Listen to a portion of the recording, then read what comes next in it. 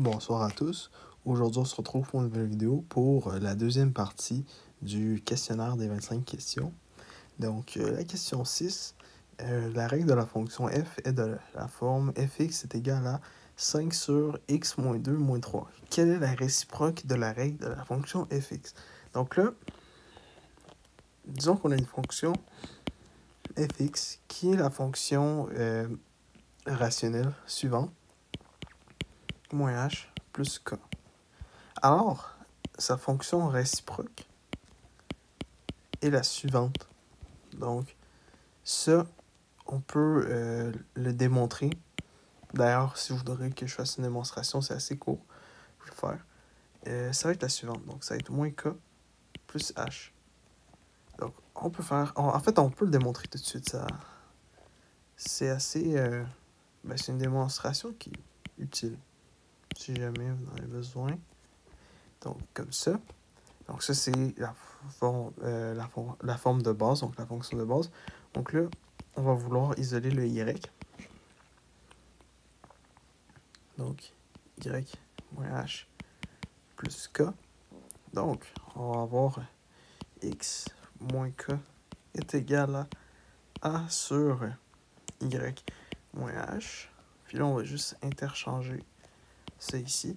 Bon, en fait, ça serait comme... on multiplierait, puis après ça, on diviserait, mais on peut le faire en un coup.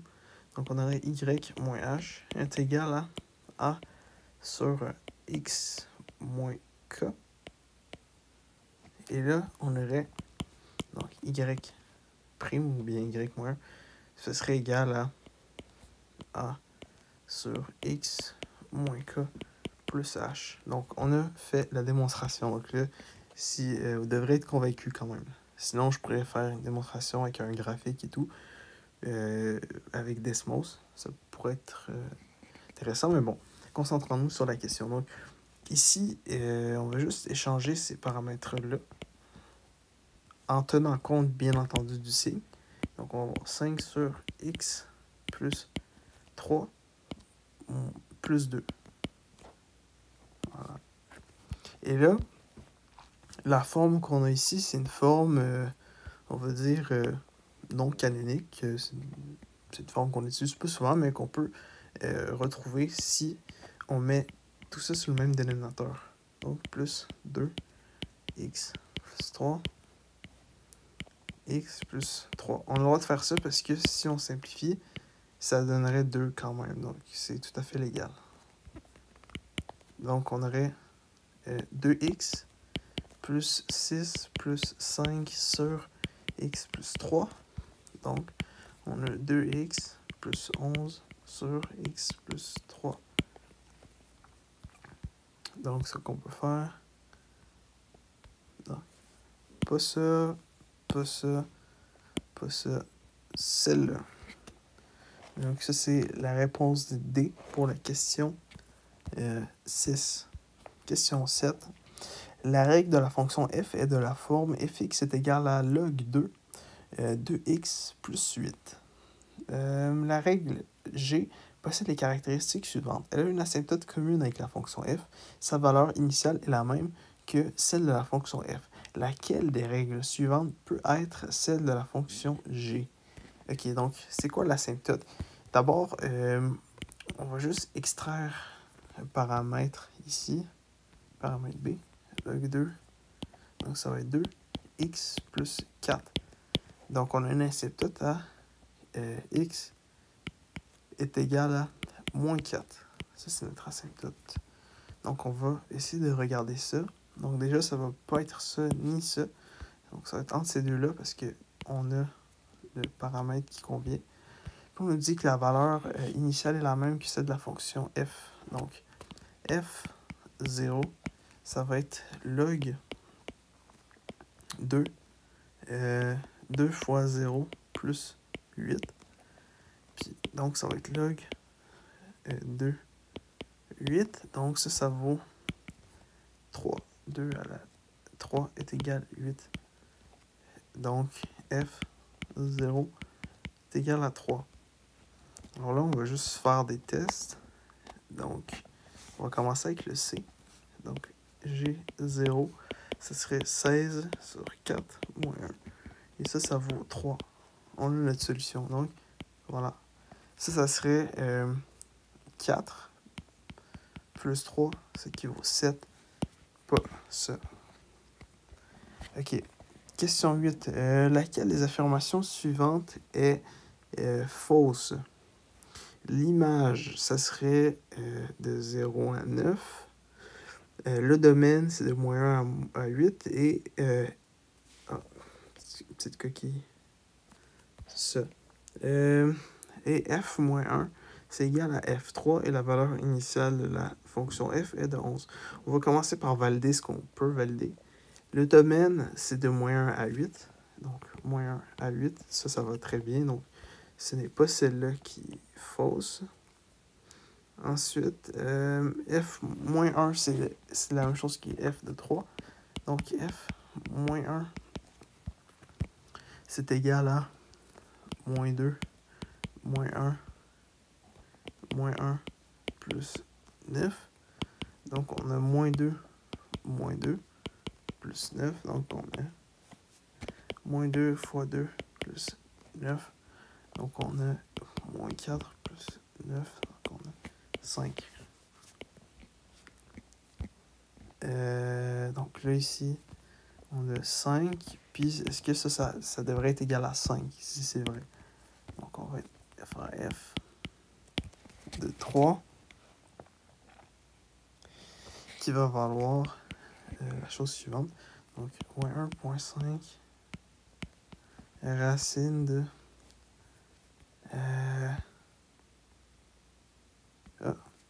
pardon. Donc, 3, c'est à l'intérieur de la première partie de la fonction. Donc, on va laisser ça comme ça. 3 moins 1 plus 9. Donc, on va avoir moins 2 fois 2 plus 9. Donc, ça vaut 5. Donc, moins 4 plus 9, 5. Donc, 5. Donc, ce n'est pas celle-là non plus, et c'est entre ces deux-là. Laquelle est la plus facile à vérifier? Ça va être f0. Puis ça va être pour la première partie de la fonction. Donc, f0 est égal à moins 2, 0, moins 1, plus 9.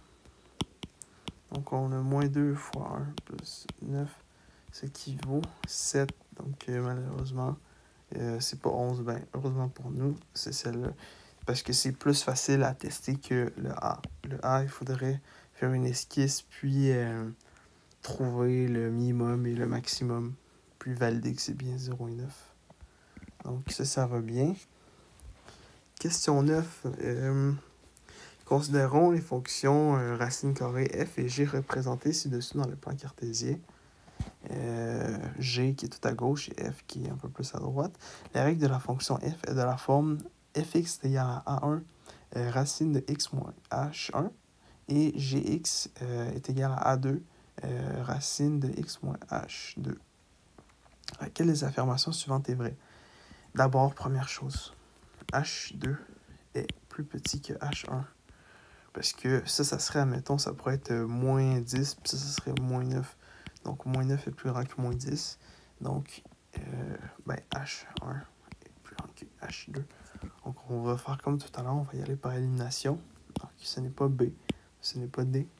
Puis ensuite, on voit que les valeurs en X avancent beaucoup plus rapidement donc, ça serait beaucoup plus rapidement entre guillemets. Donc, c'est un petit peu ça l'explication. Donc, ici, admettons, j'ai une valeur de...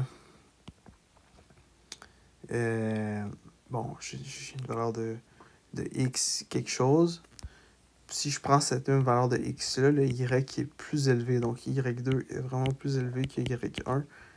Tout en gardant les proportions, en fait, en tenant compte du h qui n'est pas pareil. Donc, ça concorde. Donc, A1 est plus petit que A2. Donc, c'est ça qu'on a ici. Pas celle-là, alors on a la réponse C. Voilà. Et la dernière question pour ce soir. Voici une expression trigonométrique. À quel rapport trigonométrique cette expression est-elle équivalente? Bon, on a cosec. Cosec, c'est 1 sur sin. Et sec, c'est 1 sur cos. Ça, c'est un petit peu mélangeant. 1 sur sin moins cos fois, donc divisé par tan, ça serait fois 1 sur tan. 1 sur tan, c'est, tan, c'est sin sur cos. 1 sur sin sur cos, c'est l'inverse, donc c'est cos sur sin. Cos sur sin. Donc là, on aurait 1 moins cos carré. Puis bien sûr, ça va être le même dénominateur, donc ça va bien. Sin comme ça. Puis ça, 1 moins cos carré, c'est l'identité pythagoricienne de base, que c'est cos plus sin au carré est égal à 1. Donc, sin carré, c'est 1 moins cos carré. Bon, θ. Donc là, on va avoir sin carré sur sin. Comme ça. Ça part. Donc, on va avoir sin. Voilà. Donc ça, c'est sin. Donc c'est tout pour la question 10. Donc c'est tout pour ce soir. J'espère que vous avez apprécié. On se retrouve pour une nouvelle vidéo demain pour la suite de la série. Donc merci à tous pour le visionnement et bonne soirée.